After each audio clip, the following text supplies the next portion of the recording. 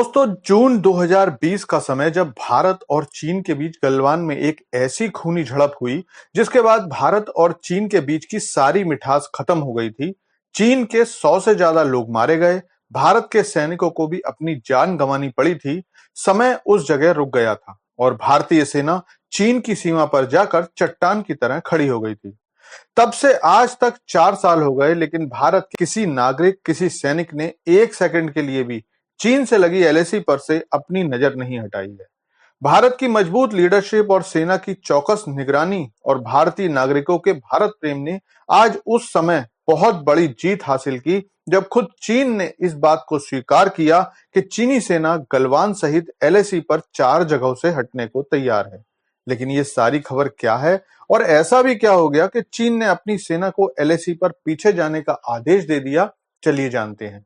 लेकिन आपसे रिक्वेस्ट है कि चैनल को सब्सक्राइब कर लीजिए, क्योंकि यहाँ आपको डिफेंस, फाइनेंस और फॉरेन पॉलिसी पर वीडियोस रोज मिलते हैं। तो दोस्तों, कल ये खबर जब सामने आई कि चीन गलवान सहित 4 जगहों से अपनी सेना को पीछे ले जाने के लिए तैयार हो गया है, तो कई लोगों को यकीन ही नहीं हुआ। लेकिन चीन ने एलएसी से अपने कदम ऐसे ही पीछे नहीं हटाए हैं, बल्कि जियोपॉलिटिकल हालात, दुनिया के आर्थिक हालात और भारत की बढ़ती हुई आर्थिक पावर ने चीन को ऐसा करने के लिए मजबूर किया है। तो दोस्तों, पिछले 2020 से एलएसी पर अपनी सेना भेजने के बाद चीन का अंतरराष्ट्रीय स्तर पर कद लगातार कम हुआ है। इसमें कोरोना के साथ साथ चीन का अपने हर पड़ोसी से लड़ना खास कारण है। फिलहाल चीन अपनी सारी एनर्जी ताइवान के लिए बचाकर रखना चाहता है। अगर भारत के साथ वो एक ऐसे हालात में फंस रहेगा जहां उसे कोई भी किसी तरह का फायदा नहीं है, तो उस हालात से निकलने में ही उसकी समझदारी है। और चीन ने वो समझदारी दिखाई। आप पूछोगे वो कैसे?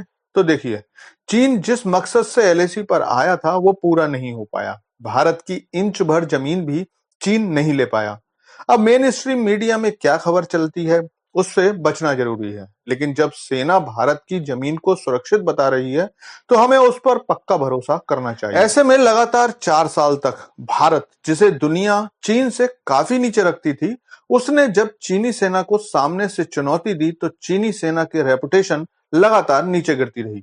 उस पर भी चीनी सैनिक लगातार उस वेदर से घबरा रहे थे और अगले महीनों में फिर से वही ठंड हिमालय पर पड़ने वाली है, जिससे चीनी सैनिक घबराते हैं। इसके अलावा चीन के आर्थिक हालातों पर मैं आपको जानकारी देता ही रहता हूं। एक्सपोर्ट घट रहे हैं, लोग बेरोजगार हो रहे हैं, चीनी बैंक लगातार डूब रहे हैं, रियल एस्टेट सेक्टर लगभग डूब चुका है। तो कोई भी समझदार देश दुनिया की सबसे तेज बढ़ने वाली अर्थव्यवस्था में निवेश करना चाहेगा। लेकिन भारत ने चीन के निवेश पर तगड़ी निगरानी लगाई हुई है।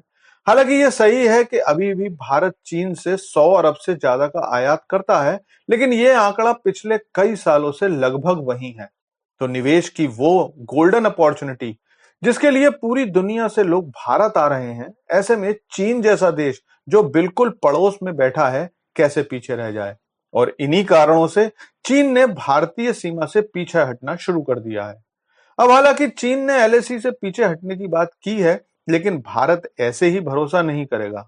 हालांकि खुद विदेश मंत्री ने बयान दिया है कि भारत और चीन के बीच का 75% विवाद हल हो गया है।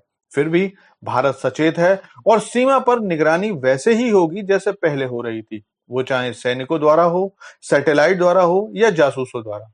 लेकिन भारत की इस बड़ी जीत पर आप कमेंट करके जय हिंद मत लिखना भूलिए। Thanks for watching video.